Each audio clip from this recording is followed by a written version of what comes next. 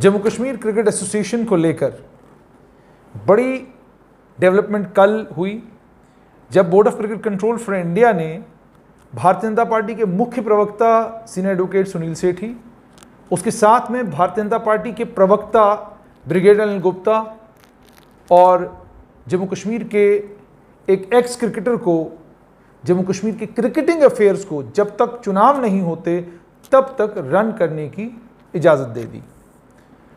बहुत सारे सवाल पूछे जा रहे हैं।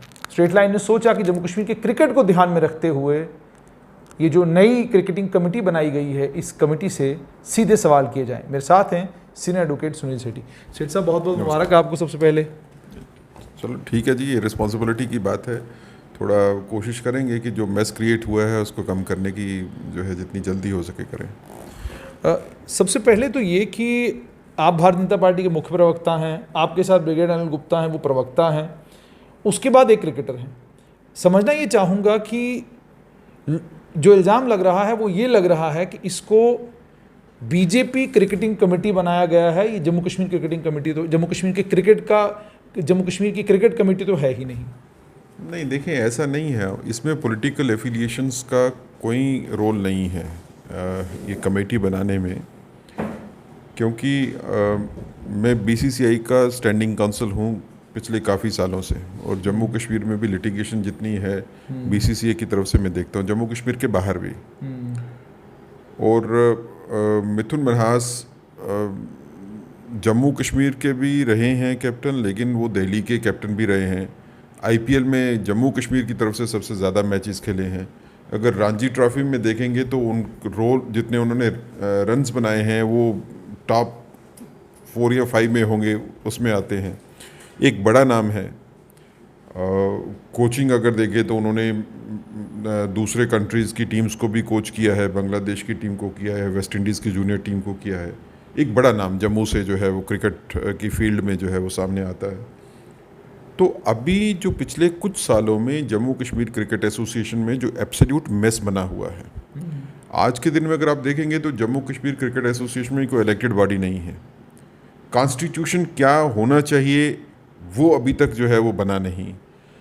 2 झगड़े यहाँ पे अलग हैं, एक क्लब्स के बीच में और डिस्ट्रिक्ट एसोसिएशन जो बनाई थी उनके बीच में झगड़ा है। उन झगड़ों को भी रिजॉल्व करना है।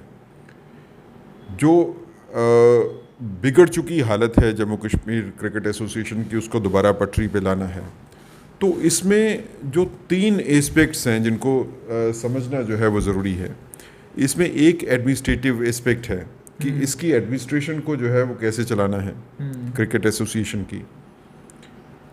लेकिन उससे ज़्यादा इम्पॉर्टेंट ये है कि जो लीगल इश्यूज़ हैं उनको रिजॉल्व कैसे करना है, ताकि कॉन्स्टिट्यूशन बने और जो डिस्प्यूट्स हैं इनके बीच में, क्लब्स के बीच में, वो भी रिजॉल्व हों, क्लब्स और एसोसिएशन के बीच में भी रिजॉल्व हों, ताकि इलेक्टेड बॉडी की तरफ जो है हम कदम बढ़ाएं और इलेक्शन जितनी जल्दी से जल्दी हो सके, क्रिकेट एसोसिएशन के इलेक्शन हो, ताकि एक इलेक्टेड बॉडी जो है वो आए। हम कोई इलेक्टेड बॉडी का रिप्रेजेंटेटिव नहीं है, मतलब हम उनकी कोई रिप्लेसमेंट भी नहीं है।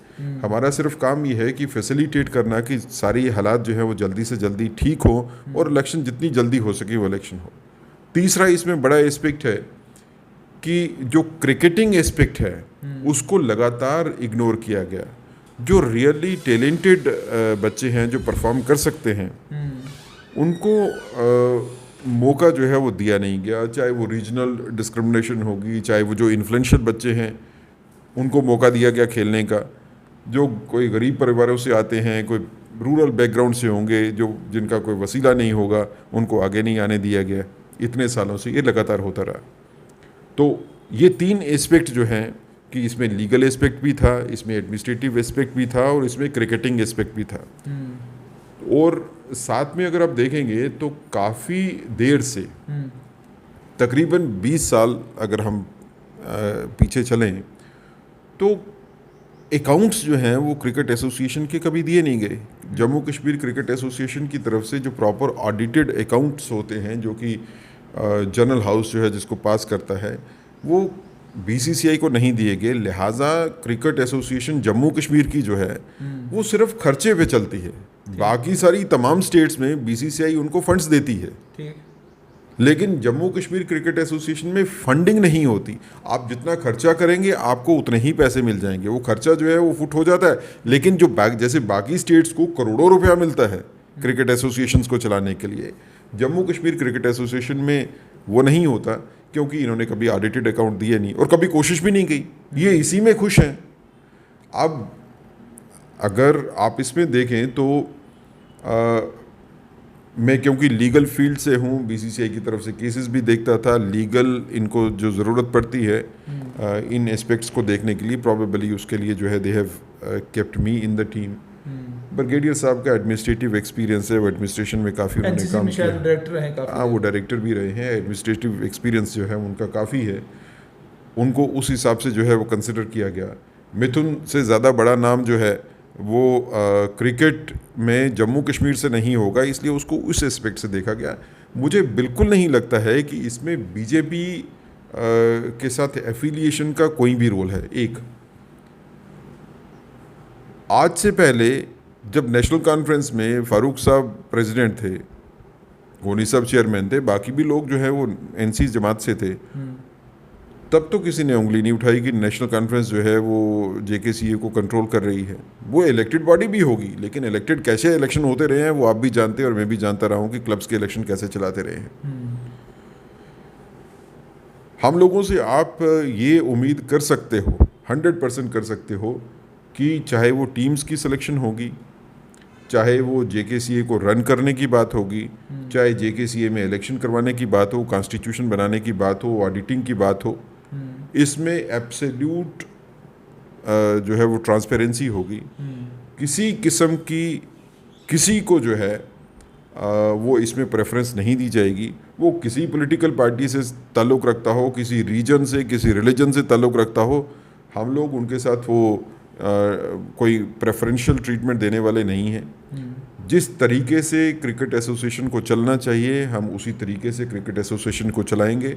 जो मुझे लगता है कि काफ़ी दशकों से जिसकी ज़रूरत थी क्रिकेट एसोसिएशन को जिस तरीके से चलाने की, उस तरीके पे हम चलाएंगे भी और ये इंश्योर करेंगे कि हमारे बाद जब इलेक्शन भी हो जाते हैं और उसके बाद भी आने वाले टाइम पे भी जब फर्दर इलेक्शन होंगे, जो सिस्टम हम एक बना के जाएंगे वो फुल प्रूफ सिस्टम होगा कि उसके बाद आप उस सिस्टम को तोड़ नहीं पाओगे। जो भी आएगा वो उसको इसी राह पे चलना पड़ेगा। शेर साहब, एक और इल्ज़ाम आपके ऊपर ये लग रहा है कि आप लोगों को इसलिए इस कमेटी का मेंबर बनाया गया क्योंकि आप बीजेपी से हैं। अगर आप बीजेपी से नहीं होते तो शायद आपको मेंबर नहीं बनाया जाता, आपकी जगह कुछ और लोगों को चुना जाता। जिस तरीके से जिस समय सुप्रीम कोर्ट को एक पैनल बनाना था, उन्होंने विनोद राय को चुना था। तो आपसे मैं जानना चाहूँगा कि आपका इसके बारे में क्या कहना है? देखिए, इसमें मैं जैसे मैंने आपको बताया कि इसमें एक्सपीरियंसेस जो हैं वो उसके साथ पार्टी एफिलिएशन का कोई लेना देना। बीसीसीआई से जुड़े हुए आपको कितने साल हो गए? तो काफ़ी सालों से हूँ मैं बीसीसीआई का काउंसिल। ये सारी की सारी लिटिगेशन जो जम्मू कश्मीर में है, सारी मैं ही हैंडल करता रहा हूँ बीसीसीआई की तरफ से। हम लोगों के अपनी फील्ड्स में जो हमारी प्रोफेशनल फील्ड्स हैं उसमें हमारी कोई कंट्रीब्यूशन है तो खुद अपने मुंह से क्या कह सकते हैं। उस कंट्रीब्यूशन को देखते हुए लगा कि शायद हम लोग जो है इसको सिस्टम को सुधार सकते हैं, मुझे लगता है। और इसमें बीजेपी का क्या है? क्या बीसीसीआई जो है वो बीजेपी कंट्रोल करती है? बीसीसीआई में तो कांग्रेस के भी हैं, शुक्ला जी भी हैं, कांग्रेस के हैं। तो बीसीसीआई जो है वो कोई बीजेपी कंट्रोल नहीं है, नहीं। ये जो कमेटी चुनी गई, ये जो कमेटी चुनी गई है, इस कमेटी को चुनने में भी राजीव शुक्ला का कोई रोल है? नहीं, मैं नहीं कह सकता हूँ। बीसीसीआई की जब डिसीजन होता है तो बीसीसीआई के डिसीजन में हर किसी को बोर्ड पे लिए ही जाता होगा। ऑन बोर्ड सब लिए जाते हैं। मैं बीसीसीआई की एडमिनिस्ट्रेटिव मामलों के ऊपर कमेंट नहीं कर सकता हूँ, लेकिन बीसीसीआई का डिसीजन है ये। और इसमें पार्टी, ये कोई पार्टी की अपॉइंटमेंट थोड़ी है, ये कोई बीजेपी ने थोड़ी अपॉइंट किया है। तो अब लगता ये है कि जो लोग आज तक जेकेसीए को एक्सप्लॉइट करते रहे, अब पिछले कुछ अरसे से जो है, अब जब ये हम तो सबसे पहले हमारा काम होगा कि इसकी ऑडिटिंग करवाएं, और ये कुछ पिछले अरसे में जो जितनी धांधलियाँ हुई हैं इसकी भी ऑडिटिंग होगी। ये क्रिकेट एसोसिएशन का पैसा लेके जो है उनको इलेक्शंस पे भी इस्तेमाल किया गया, उसकी भी ऑडिटिंग नहीं हुई। अब क्रिकेट एसोसिएशन के पैसे को कैसे इस्तेमाल किया गया, किसने कितना टीए निकाला, किसने कितना डीए निकाला, कौन सी टूर एंड ट्रैवल एजेंसी वालों ने ये काम किए, इसकी सबकी हिसाब तो होना है ना। अब जिनका हिसाब होना है उनको अब घबराहट है। क्या मिस्टर बुखारी के टेन्योर की बात भी इसमें करें? मैं हर किसी के टेन्योर की बात करूंगा।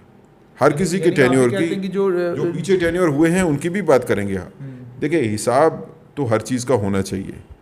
जो जहाँ पे कहीं किसी ने कोई कोताही की होगी तो उसके खिलाफ एक्शन लेने में भी हमारे को प्रॉब्लम नहीं है, लेकिन मुझे लगता है कि ये जानबूझ के जो है ये सोशल मीडिया में देने की ये कोशिश की जा रही है कि बीजेपी के साथ एफिलिएटेड है 2 आउट ऑफ 3 मेंबर्स, ताकि एक कंट्रोवर्सी बनाने की कोशिश की जाए और हम लोग उनके ऊपर एक्शन नहीं करें। ये होने वाला नहीं है। आप कुछ भी करिए, कोई भी कंट्रोवर्सी बनाने की कोशिश करिए, हमको अपना काम करना आता है। अपना काम करना जो है वो तरीके के साथ ही करेंगे, किसी को हम विक्टिमाइज नहीं करेंगे। ये मैं आपको आपके माध्यम से हर बंदे को एश्योर करना चाहता हूँ कि किसी की कोई विक्टिमाइजेशन नहीं होगी। हम कोई गोस्ट हंटिंग नहीं करने वाले हैं, लेकिन हिसाब तो पूरा लेंगे। एक हिसाब पूरा लेंगे और दूसरा सिस्टम को सुधारना है, सिस्टम भी सुधरेगा। मेरे अपनी ज़ाती राय ये है जुनैद साहब कि जो रियल टैलेंट है वो रूरल एरियाज़ में है, और उन रूरल एरियाज़ में जो फारफ्लंग एरियाज़ हैं उन लोगों को, उन बच्चों को जो है वो आगे आने नहीं दिया जाता। ये कुछ लोगों में महदूद होके जो है वो क्रिकेट रह गया। ल्यूक्रेटिव है, पैसा भी ज़्यादा है। एक रांझी प्लेयर जो रांझी खेल लेता है काफ़ी ज़्यादा पैसा मिलता है, जूनियर लेवल के ऊपर भी पैसा काफ़ी है। लेकिन अब ये हो सकता है कि शहर में जो बच्चा रहता है, बच्चा जो क्रिकेट खेलता है, उसकी टेक्निक जो है वो बेटर हो सकती है, बिकॉज उसके पास रिसोर्सेज ज़्यादा हैं, सीखने के रिसोर्सेज भी हैं, कोचिंग भी है, सेंटर्स भी हैं। रूरल में हो सकता है कि टेक्निक की कमी हो, लेकिन रॉ टैलेंट की अगर आप बात करें तो रूरल एरियाज़ में जो है वो रॉ टैलेंट जो है मेरे हिसाब से ज़्यादा है, क्योंकि वो फिजिकली ज़्यादा रहते हैं। बिल्कुल 100% कोशिश करेंगे। वो एरियाज़ जहाँ से आज तक जो है बच्चों को आगे नहीं आने दिया गया, पूरी कोशिश होगी कि उन बच्चों को आगे लाएं। एक और बात ये कही जा रही है कि कश्मीर संभाग से इस कमेटी में कोई भी नहीं है। अब जो कश्मीर के जितने जो प्लेयर हैं उनका टीम में कंपोजिशन जो होगा, कंपोजिशन में जम्मू संभाग को जो है कंपैरेटिवली ज़्यादा शेयर मिलेगा और कश्मीर संभाग को इग्नोर किया जाएगा। ये इल्ज़ाम भी जो है कल से ही लगना शुरू हो गया है, और ये आज भी कुछ चैनलों के ऊपर बड़े ज़ोर शोर के साथ चलाया जा रहा था। देखिए ये बिल्कुल भी गलत बात है। मैं अपने आप को जम्मू और कश्मीर में अलग नहीं समझता हूँ। अब अगर कोई मुझे ये कहना चाहता है कि मैं जम्मू का रहने वाला हूँ और कश्मीर का रहने वाला नहीं हूँ, तो फिर वो उसकी समझ का कसूर है। मैं जम्मू कश्मीर का रहने वाला हूँ। मेरे लिए जम्मू में और कश्मीर में कोई फ़र्क नहीं है। जम्मू के लोगों में और कश्मीरियों में मेरी नज़र में कभी फ़र्क नहीं हुआ, ना कभी होगा। और ख़ासकर जब हम इस कमेटी को लीड कर रहे हैं, जब क्रिकेट एसोसिएशन को हम लोग जितनी देर तक भी संभालेंगे इलेक्शन होने तक, ये तभी तक की बात है। उसमें कोई भेदभाव नहीं होगा, कोई जम्मू से कोई आगे हो जाएगा या कश्मीर से आगे हो जाएगा, या जब जैसे पहले होता रहा होगा कि कश्मीर से आगे हुआ, जम्मू से पीछे हुआ, तभी तो इनको एप्रीहेंशन है। बराबर होगा। दोनों जगह पे मौका जो है सबको एक ही जितना दिया जाएगा। जिसका टैलेंट होगा वो सामने आएगा, जिसका टैलेंट ज़्यादा होगा वो सामने उभर के आएगा। टैलेंटेड बच्चे को उभार के बाहर लाना जो है ये जिम्मेवारी क्रिकेट एसोसिएशन की है। ये जो हमारे जिसको कोच अपॉइंट होंगे, जो ट्रेनर्स होंगे, ये उनका काम है। लेकिन I assure you, fair trials होंगी और फेयर सिलेक्शन होगी। चाहे वो कोई मेरा रिश्तेदार हो या किसी और मेंबर का कोई रिश्तेदार हो, और ये सोचे, ये तवक्को करे कि हम किसी को प्रमोट कर देंगे, आगे कर देंगे, बिल्कुल नहीं होने वाला। हमसे कोई बात करने की हिम्मत भी नहीं कर सकता है। जो लोग मुझे जानते हैं वो इस चीज़ को जानते हैं, और ब्रिगेडियर साहब के बारे में भी और मिथुन जी के बारे में भी मैं कह सकता हूँ, हम तीनों को जो लोग जानते हैं उनको पता है कि हमारे साथ बात करना, किसी फेवर के लिए किसी बच्चे को आगे करना, किसी को पीछे करना, इस तरह की बात करने की कोई हिम्मत करेगा नहीं। अच्छा, एक और चीज़ सेठ साहब, जो एक्स क्रिकेटर्स हैं वो ये बात भी कर रहे हैं कि मिथुन मन्हास के अपने कुछ बायसेस एंड प्रेजुडिसेस हैं। उसके अलावा वो ये भी कह रहे हैं कि ये उस एक लॉबी से ताल्लुक़ रखते हैं जो लॉबी क्लब्स की लॉबी थी, जिन क्लब्स को आशिक बुखारी के टेन्योर में लगभग साइडलाइन कर दिया गया था, और जिन क्लब्स की रिप्लेसमेंट ऑफ डिस्ट्रिक्ट एसोसिएशंस थी, जिन डिस्ट्रिक्ट एसोसिएशनों में भी खातिर का बहुत सारे डिस्ट्रिक्ट एसोसिएशनों में जो लोग चुनकर आए वो भी दाएं बाएं कहीं ना कहीं किसी न किसी क्रिकेटर या किसी न किसी स्पोर्ट्स स्टार के साथ जुड़े हुए थे। तो ये कहा जा रहा है कि उनके जो बायसेस एंड प्रेजुडिसेस वो ओवरकम कर सकते हैं, और जब टीम की सिलेक्शन होगी वो कोशिश करेंगे कि इन लोगों को साइडलाइन कर दिया जाए, क्योंकि ये लोग जो हैं मुझे सूट नहीं करते, चाहे उनके पास मेरिट हो, कैपेबिलिटी हो, उन चीज़ों को देखा नहीं जाएगा। ये भी एक एप्रीहेंशन है, जिस एप्रीहेंशन को सोशल मीडिया पर भी और बाकी जगहों पर भी शेयर किया जा रहा है। देखिए, पर्सनल लाइकिंग्स और डिसलाइकिंग्स जो होती हैं वो एसोसिएशंस की वर्किंग में नहीं आती, ना ही आनी चाहिए और ना ही हम आने देंगे। कौन क्लब से एसोसिएटेड था उससे ये बिल्कुल फ़र्क नहीं पड़ने वाला कि फ़ैसला क्या होगा कि क्लब्स को रहना है या एसोसिएशंस को रहना है। इंडिपेंडेंटली जो हाई कोर्ट की जजमेंट के हिसाब से हम लोग काम करेंगे, और हाई कोर्ट की जजमेंट में ही लिखा है कि क्लब्स को भी हमने सुनना है और डिस्ट्रिक्ट एसोसिएशंस को भी सुनना है। हर आदमी को सुनने के बाद जो कमेटी है ये अपनी रिकमेंडेशंस देगी। ये सब कमेटी है लोकल कमेटी। फैसला जो करना है, सी हु विल डिसाइड कि क्लब्स रहने हैं या एसोसिएशंस रहनी है या क्या सिस्टम रहना है या कॉन्स्टिट्यूशन क्या रहना है, वो that will be decided by the committee. अब कमेटी में कौन है? कमेटी में है सौरव गांगुली जी, उसके चेयरमैन हैं, और जो बीसीसीआई के ऑफिस बियरर्स हैं वो सारे उसके मेंबर्स हैं। अब decision will not be taken by Mithun ji, decision will not be taken by me और बाय ब्रिगेडियर जी। हम तो रिकमेंडेटरी बॉडी हैं, सबको सुनने के बाद सबकी ओपिनियन क्या आती है उसके बाद हम लोग जो है वो उसके ऊपर ओपिनियन फॉरवर्ड करेंगे बीसीसीआई को। Ultimately the decision will be taken by the committee. तो इसमें क्या बाइस हो सकता है और उससे क्या फ़र्क पड़ने वाला है कि किसकी क्या? अल्टीमेटली डिसीजन जो लेने वाले हैं वो तो ना एसोसिएशन के साथ है ना क्लब्स के साथ है। उनका काम तो ये है कि कानूनी तौर के ऊपर जो ठीक सिचुएशन है उस ठीक सिचुएशन के हिसाब से एक फ़ैसला हो जो कि हाई कोर्ट की जजमेंट के हिसाब से भी ठीक हो, लोधा पैनल के हिसाब से भी ठीक हो और सुप्रीम कोर्ट की जजमेंट के हिसाब से भी ठीक हो। मुझे लगता नहीं कि ये जो एलिगेशंस हैं कि मिथुन जी जो है वो किसी क्लब के साथ एसोसिएटेड है तो इसलिए उनका बाइस हो गया, या किसी पर्टिकुलर प्लेयर या प्लेयर लॉबी के साथ एसोसिएटेड रहे हैं या फ्रेंडली रहे हैं, ऐसा कुछ होने वाला नहीं है। हमारा काम जो है हम लोग ईमानदारी के साथ करेंगे, लेकिन मैं आपको सीधे तौर पे बता देता हूँ कि जिस दिन मुझे लगेगा कि मैं ईमानदारी से काम नहीं कर सकता हूँ तो I will prefer to leave, लेकिन मैं छोड़ के भागने वालों में हूँ नहीं। और अगर कोई प्रेशर आता है या कोई ऐसी बात आती है तो I know how to handle it. सेठ साहब, एक और चीज़ है कि जब हम क्रिकेटिंग सिनारियो की जम्मू कश्मीर की बात करते हैं, उस क्रिकेटिंग सिनारियो में हमने पीछे जम्मू कश्मीर क्रिकेट एसोसिएशन की हिस्ट्री में देखा है कि बहुत सारे क्लब्स, जिन क्लबों के मालिक JKCA के मेंबर थे, उन्होंने अपने बच्चे खिलाए, वो बच्चे जीरो पर जाकर आउट होकर आए, उन्होंने कोई परफॉर्म नहीं किया, उन्होंने अपने रिश्तेदार खिलाए, अपने दोस्तों के, अपने जान पहचान वालों के बच्चे क्रिकेट में खिलाए। नतीजा ये निकला कि जम्मू कश्मीर की क्रिकेट टीम का बेड़ा गर्क उन्होंने अपने दौर में किया। कुछ एक थोड़ा सा बदलाव पिछले 4-5 साल में देखने को मिला था कि हमारे बहुत सारे क्रिकेटर IPL खेल रहे हैं। सेठ साहब, क्या आप ये वादा करते हैं कि ये तमाम लोग जिन्होंने JKCA में अपने दौर में जो सिलेक्शंस की उसका नतीजा आपको मालूम है, ये तमाम लोग they will not again become the main players? Can you assure that, you are sceptical about that? नहीं, देखिए, हमारा काम जो है वो क्रिकेट एसोसिएशन को हैंडल करना है एडमिनिस्ट्रेटिवली, लीगली और by sports activities till JKCA के इलेक्शन नहीं हो जाते। JKCA के इलेक्शन होने के बाद कौन सी बॉडी आती है और JKCA को कैसे चलाती है वो हमारे कंट्रोल में नहीं है। लेकिन जब तक इलेक्शन नहीं होते तब तक ये भाई भतीजावाद जो है ये JKCA में चलने वाला नहीं है। संविधान में ऐसे अनुच्छेद तो आप डाल सकते हैं जिसमें कम से वो मैंने आपको पहले कहा कि हम कॉन्स्टिट्यूशन को या सिस्टम पूरे को ऐसा बना के जाएंगे कि उस सिस्टम को अगर कोई ख़राब भी करना चाहेगा तो वो कर नहीं पाएगा। मैं आपकी बात की तायद करता हूँ, मैंने शुरू में ही आपको कहा था कि जो रियली टैलेंटेड बच्चे हैं, मैं ये बिल्कुल ये नहीं कह रहा हूँ कि जिन्होंने खेला जम्मू कश्मीर की तरफ से वो टैलेंटेड नहीं थे, बिल्कुल नहीं। लेकिन कुछ ऐसे बच्चे भी थे जो कि टैलेंटेड थे, जो इनसे भी शायद ज़्यादा टैलेंटेड हो गए जिन्होंने खेला, लेकिन उनको मौका नहीं दिया गया।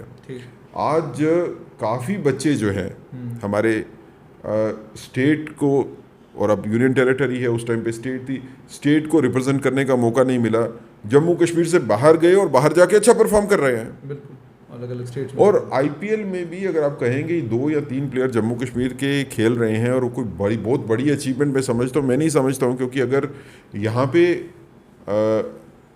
प्रॉपर स्पोर्टिंग एक्टिविटी होती तो जम्मू कश्मीर में टैलेंट बेशुमार है।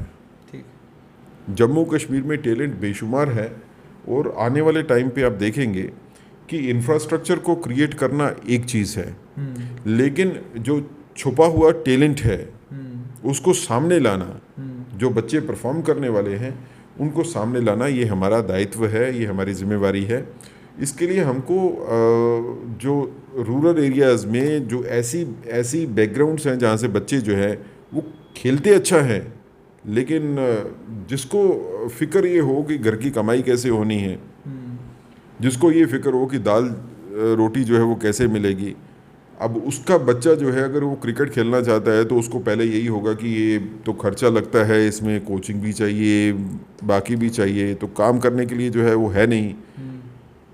उनके लिए जो है JKCA जो है वो डेफिनेटली काम करेगी, और ताकि जो बच्चे टैलेंटेड हों, ये टैलेंट पिक करना जो है हमारे को, इसके लिए we have to have some scheme in place कि जो टैलेंटेड बच्चे जो हम जिनको आइडेंटिफाई करते हैं कि ये आगे बढ़ सकते हैं, आगे बढ़ के हमारा यूटी का नाम जो है बढ़ा सकते हैं, दोनों यूटी, जम्मू कश्मीर भी और लद्दाख यूटी भी, क्योंकि JKCA की जुरिस्डिक्शन में तो दोनों हैं, तो जो बच्चे पिक करके हम आगे लेके जा सकते हैं, तो फिर हमारी कोशिश होगी कि उनको बाकी जो है उनकी फ़िक्र जो है वो हम उसकी रिस्पॉन्सिबिलिटी हम ले, उनकी पढ़ाई का भी, उनको उनके खाने पीने का भी जो है वो JKCA जो है उसमें अपना रोल प्ले करे, ताकि the boy is given the opportunity to really play and he should get an opportunity. किसी दिन जब इस तरह के बच्चे जो अपॉर्चुनिटीज़ नहीं होने की वजह से आगे नहीं बढ़ पाते, इन बच्चों में से अगर कोई बच्चा आगे बढ़ के इंडिया की क्रिकेट टीम में खेले, तो मुझे लगता है कि हम लोगों की कंट्रीब्यूशन होगी कि हमने एक सिस्टम ऐसा शुरू किया कि हम उन बच्चों को सामने लेके आए जो कि इंडिया की क्रिकेट टीम तक पहुंचे, जो कि अदरवाइज शायद कहीं रांची में या अंडर 19 तक भी नहीं पहुंच पाते। सर साहब, अब बात करते हैं स्पोर्ट्स स्टेडियमों की। हमारे पास MS स्टेडियम है। MS स्टेडियम जब से बना है तब से यहाँ पर 26 जनवरी की और 15 अगस्त की परेड हो रही है, और समय वो भी दूर नहीं जब कोई अपनी शादी का न्योता भी लोगों को MS स्टेडियम में देगा, क्योंकि जिस काम के लिए MS स्टेडियम बना था वो काम वहाँ पे हो नहीं रहा। नॉमिनल सी फी स्पोर्ट्स काउंसिल ने रखी है, उस नॉमिनल सी फी पर आप किसी को भी ये स्पोर्ट्स स्टेडियम क्रिकेट खिलाने के लिए, टूर्नामेंट करने के लिए दे रहे हैं। नतीजा ये निकल रहा है कि जो टर्फ वहाँ पर तैयार की गई थी, लाखों रुपया खर्च करके जो स्टैंड्स वहाँ पर तैयार किए थे, वो रस्ट हो रहे हैं, जंग लग रहा है उनमें, कोई एक्टिविटी वहाँ पे नहीं हो रही। क्या आपकी प्राथमिकता होगी कि जम्मू कश्मीर फॉरन IPL के मैप पर आ जाए? क्या आपकी प्राथमिकता होगी कि आप गवर्नमेंट ऑफ इंडिया को ये कन्विंस कर सकें कि ठीक है जी, आपने कश्मीर में इंटरनेशनल मैच वेस्ट इंडीज़ का कराया, लेकिन वही एक इंटरनेशनल मैच आप एक आधा जम्मू के MS स्टेडियम में भी करा सकते हैं? ये सब आपकी प्राथमिकताओं में रहेगा कि आप ये इंश्योर कर सकें कि 15 अगस्त और 26 जनवरी के जो फंक्शंस हैं वो आप कहीं भी कराएंगे, लेकिन आप क्रिकेट के स्टेडियम में ये फंक्शन नहीं कराएंगे? देखिए, MS स्टेडियम जो है वो क्रिकेट स्टेडियम खाली नहीं है। JKCA के पास अपना स्टेडियम है, साइंस कॉलेज में जो ग्राउंड है वो JKCA की ग्राउंड है, और एक आपका बजालता में बनना था, लेकिन उसमें जो है वो ग्राउंड तो ज़रूर है, सिटिंग कैपेसिटी नहीं है, ग्राउंड भी छोटी है, और रोड वहाँ तक रास्ता नहीं है जाने के लिए। वो तो रास्ते के बारे में तो हम करेंगे ही, सोचेंगे कैसे करना है। बजालता में जो है वो ज़मीन जो दी थी गवर्नमेंट ने, वो ज़मीन ऐसी है कि वहाँ पे क्रिकेट स्टेडियम का बना पाना जो है वो मुश्किल है। इन सारे चीज़ों के बारे में, और कश्मीर में भी जो स्टेडियम है हमारे पास जो है वो उतना कोई उसमें कोई फैसिलिटीज़ वगैरह उस हिसाब से है नहीं। लेह लद्दाख के बारे में भी हमारे को सोचना है कि वहाँ पे भी जो है वो क्रिकेटिंग एक्टिविटीज़ करने के लिए वहाँ पे भी स्टेडियम्स के बारे में सोचना पड़ेगा, उसका भी प्लान करेंगे। पहले तो मुझे लगता है कि हम लोग चार्ज ले लें, जो एसेट्स वगैरह हैं उस एसेट्स का चार्ज लेने के बाद फिर हम लोग प्लानिंग शुरू करेंगे इसके ऊपर। उस प्लानिंग में इंफ्रास्ट्रक्चर जो है वो सबसे बड़ी प्लानिंग होगी। इंफ्रास्ट्रक्चर जो अभी जो अवेलेबल है उसमें तो MS स्टेडियम आपके पास है, क्या कम से कम आप ये तो कर सकते हैं ना कि बाकी एक्टिविटी वहाँ पे बंद करवाएं कम से कम? हमारे पास जो स्टेडियम है वो साइंस कॉलेज का जो स्टेडियम है, जो वो फील्ड जो है वो JKCA के पास है। MS स्टेडियम जो है वो एक्सक्लूसिवली JKCA के पास है नहीं, वो स्पोर्ट्स काउंसिल के पास है, वहाँ पे बाकी एक्टिविटीज़ भी होती हैं। MS स्टेडियम में ट्रैक एंड फील्ड भी है, उसमें फुटबॉल भी है, उसमें बाकी चीज़ें भी हैं। तो क्रिकेट के लिए अगर आप वर्ल्ड क्लास एक क्रिकेट स्टेडियम बनाना चाहते हो तो फिर वहाँ पे बाकी स्पोर्ट्स की एक्टिविटी नहीं हो। अगर आप ये सोचते हो कि फ्यूचर में आपने IPL को लेके आना है, जम्मू में भी लेके आना है और कश्मीर में भी लेके आना है, मैं तो कोशिश करूंगा कि दोनों जगह पे आए। एक मैसेज जाना चाहिए। मैं तो आई डोंट वांट कि खाली जम्मू में IPL के मैच हो और कश्मीर में नहीं हो। I don't want to do that. मेरे हिसाब से जम्मू में भी हो और कश्मीर में भी हो तो वो हमारे लिए जो है वो अच्छी बात है। लेह में भी हो तो ज़्यादा अच्छी बात है जब भी स्टेडियम बनता है। तो इंफ्रास्ट्रक्चर बनाना जो है वो ज़रूरी है, क्योंकि इतने सालों से इंफ्रास्ट्रक्चर बनाया नहीं। जो पैसे आए थे स्टेडियम बनाने के, वो पैसे करोड़ों में जो पैसे जो हैं वो उसको इम्बेजल किया गया, उसके ऊपर चलान चल रहा है कोर्ट में। एक फॉर्मर चीफ मिनिस्टर साहब जो हैं उसमें एक्यूज्ड हैं केस में, और उस केस के दौरान जो है वो कितनी बातें सामने आएगी, वो पैसा कहाँ गया, कहाँ पे इस्तेमाल हुआ। ये जो पीछे हुआ है वो दोबारा न हो, एक ये प्रायोरिटी है। और जो पीछे हो गया है उसको ठीक कैसे करना है, ठीक, उसको ठीक भी करना है और आगे से वो ना हो वो भी होना है। मुझे लगता है कि क्रिकेट को खाली हम क्रिकेट के तौर के अगर ऊपर देखेंगे तो शायद हम पूरी तरह से इंसाफ नहीं कर पाएंगे। ठीक, क्रिकेट जम्मू कश्मीर में क्योंकि रीच ज़्यादा है, मैं किसी स्पोर्ट को कामियां बढ़तर नहीं आंकता हूँ, क्रिकेट की रीच ज़्यादा है, ठीक, इंफ्रास्ट्रक्चर डेवलपमेंट होने के चांसेस जो है, फाइनेंशियल जो है वो ज़्यादा है। तो क्रिकेट को एक डिप्लोमेसी के तहत हमारे को वो भी सोचना चाहिए कि क्रिकेट को बढ़ावा दें, ताकि यूथ जो है वो सेपरेटिज्म की राह छोड़ के, जो मिलिटेंसी की राह छोड़ के, जहाँ पे भी ये इन्फेक्टेड है एरियाज़ हैं, वहाँ पे लोग जो हैं वो स्पोर्ट्स की तरफ आएँ, वो स्पोर्ट्स की तरफ घूमें। तो मुझे लगता है कि we will work for cricket for peace. अमन के लिए क्रिकेट जो है वो एक उस प्रोजेक्ट के ऊपर जो है उस तरह का कोई प्रोजेक्ट हमारे को चलाना पड़ेगा। अभी तो सभी बैठेंगे तीनों, तो उसके बाद करेंगे, और इसके ऊपर भी अप्रूवल जो है वो बीसीसीआई का चाहिए अगर इस तरह की कुछ मूव होती है। मैं आपसे जानना चाहूँगा, जम्मू कश्मीर के क्रिकेट को बहुत सारे ऐसे क्रिकेटर हैं, अश्विनी जी का नाम मेरे जहन में है कि जिन्होंने डबल सेंचुरी जम्मू कश्मीर के लिए की, और भी कई क्रिकेटर हैं जिन्होंने जम्मू कश्मीर के लिए बहुत अच्छा खेला अपने वक्तों में। सुरेंद्र सिंह बागल हैं, बहुत सारे नाम और मेरे जहन में, कश्मीर से बहुत सारे लोग हैं, बहुत अच्छा खेला। लेकिन जब उन्होंने देखा अपॉर्चुनिटी ज़्यादा नहीं है, दाएं बाएं, कोई रेलवे का मुलाजिम हो गया, कोई कहीं और मुलाजमत करने लग गया, क्रिकेट की फील्ड से बाहर निकल गए, क्योंकि उन्हें मालूम था कि अब इस सर्कल में वो लोग फिट नहीं होते, जो कुछ यहाँ टीम में बने रहने के लिए करना पड़ता था वो नहीं कर पाए, वो निकल गए। क्या आप कोई एक ऐसा मैकेनिज्म निकालेंगे जिसमें कम से कम हमारे क्रिकेट ग्राउंड्स में, या जहाँ पर भी हमारा कहीं कोई क्रिकेट का स्टेडियम है, वहाँ उनके फोटोग्राफ्स लगे हों, कोई एक ऐसा हॉल हो जिस हॉल में कम से कम आप जम्मू कश्मीर की क्रिकेट हिस्ट्री से आम एक बच्चे को बता सकें कि बेटा ये है जम्मू कश्मीर की क्रिकेटिंग हिस्ट्री, ये कुछ लोग हैं जिन लोगों ने क्रिकेट जम्मू कश्मीर के लिए बहुत अच्छी खेली। क्योंकि मेरे लिए भी बड़ा सरप्राइज़ था कि मुझे पहली बार जब पता चला कि जी एक अकाउंट्स डिपार्टमेंट का मुलाजिम है अश्विनी, जिसने डबल सेंचुरी जम्मू कश्मीर के लिए बहुत पहले की हुई है। देखिए, हम तो इससे कहीं ज़्यादा करेंगे। जिन लोगों ने क्रिकेट में अपनी भूमिका निभाई है, और जम्मू कश्मीर क्रिकेट एसोसिएशन को रिप्रेजेंट करते हुए जिन्होंने रणजी खेली होगी, दिलीप ट्रॉफी खेली होगी, बाकी टूर्नामेंट्स बड़े बड़े खेले होंगे, उनको याद कैसे करना है और उनकी इज़्ज़त भी कैसे करनी है, ये हमारे विषय रहेंगे। और I will tell you one thing, we will make every cricketer who has played for the state and now who will be playing for the UT proud of JKCA।